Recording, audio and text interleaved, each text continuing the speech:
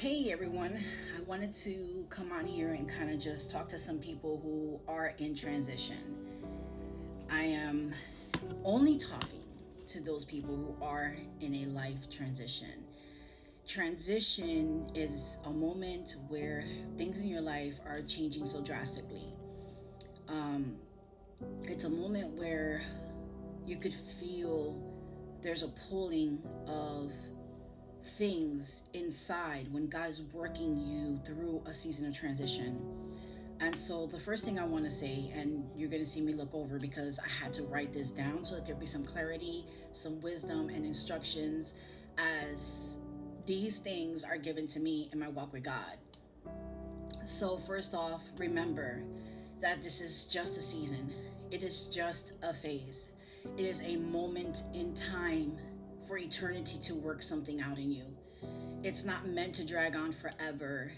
It will feel like longer because in this season, you're going to have grief stir up. Grief is tricky.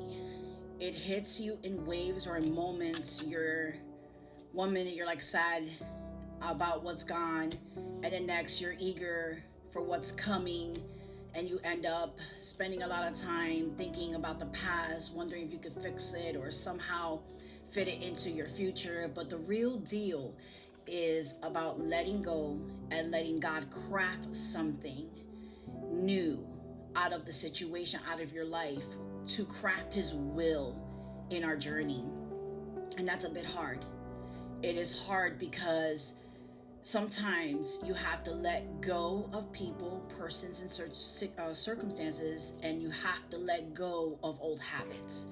Old habits are tricky, see, because when God begins to reveal patterns that were connected to a circumstance or a person or a situation, it becomes something that is embedded in you, and it becomes a part of your personality.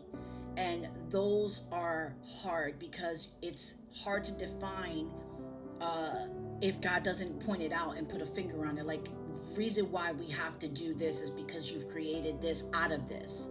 And I hope that makes sense. And I just want to be real with you without getting into all the details, but I've been through, or should I say, I'm going through this myself. I realized focusing too much on people or my situation could have really held me back and kept me from appreciating God's grace and kept me from doing His work. I started thinking about this as I was reflecting and kind of going through the old things, like, prior videos, content that I have created. And the same question kept coming up. And I realized that if it wasn't for God, if it wasn't for the grace of God in my life, I would have been like many people right now, or many people of the past that have walked away from Him, that couldn't do His bidding, that couldn't preach, couldn't teach, couldn't give a word of encouragement because they have become so discouraged by the issues and circumstances in their life that they've walked away from God because they didn't know how to understand the grace of God in their life. And I began to realize that if I had focused on those things more than I focused on keeping my eyes on God, I would have never been in those places teaching and preaching, because I would have been chasing those things that were not even beneficial in my life. So if I would have focused on those situations, it would have held me back. It would have kept me from appreciating God's grace and the work that I was doing. It's like what happened to Job and his family. It's like the same thing that happened with Joseph and his family. There's always a turnaround in these Bible stories. And when they realize that God's doing something good, or should I say something new, the story changes. And I realized that when Job was going through it, and then when Joseph started going through it, and we can go on with stories, that when they realized that God was doing a new thing, they had to stand and endure in grief, and they had to believe that what God had promised was true, and what He said has an amen. And so they had a story of restoration. Their life was restored in double measure when they stood and endured, when they stood and endured and realized that God had something new. So, in this season, it is brutal. You're so used to your own ways, your usual ways. They're a big part of who you are. You might even start questioning God, trying to make him see things your way. But that only makes it tougher, and it drags out this season even more. You're going to try to compromise in a lot of things. And you're going to try to compromise with God as if he's going to do it. Like, oh, okay, yeah, we'll do it your way. It's not going to happen. You're only going to delay what God is doing. Let's look at Abraham's story, for instance. His brother Haran dies, and God tells him to hit the road. Abraham's dad and the family are grieving big time during this journey. And they stop at a place, guess where? Haran, same name as the brother. And this name means a mountain or perched, thirsty.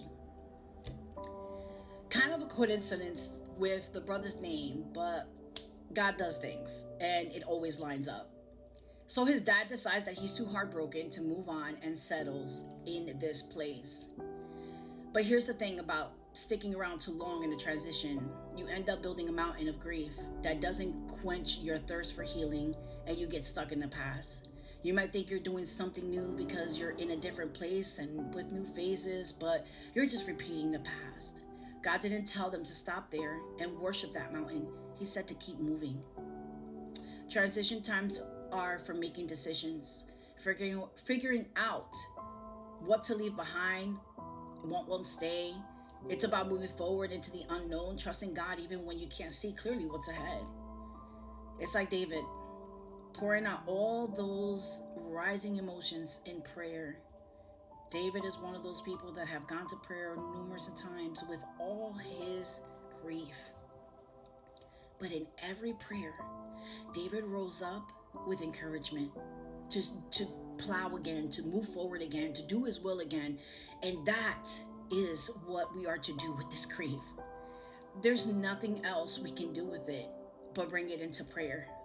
We can't change anything. We can't change people. We can't change circumstances. We can't change our situation. And I say this with all that is in with me, that if I know what this is like, then I know how much harder it is for you if you don't carry a profound faith in God and are in desperate need to have answers to the season that you're going through. Trust me, you're not alone. And there are many of us who have to answer the call and obey God, and obedience requires a sacrifice. So, if this is your season of transition, I want you to listen up. Don't build a mountain where God isn't going to dwell. Don't miss this awesome opportunity that he's offering us. We can build altars and God won't be there, because that is not what he's requiring us to build. And we can build mountains and shout from the top and never see God in any of it. And this is an opportunity for all of us in this season who are in transition. God is doing something new, and we don't know what that looks like. All we can do is trust and follow him. And as we go, he will make the journey clearer and clearer. Because remember, God does the good work in us.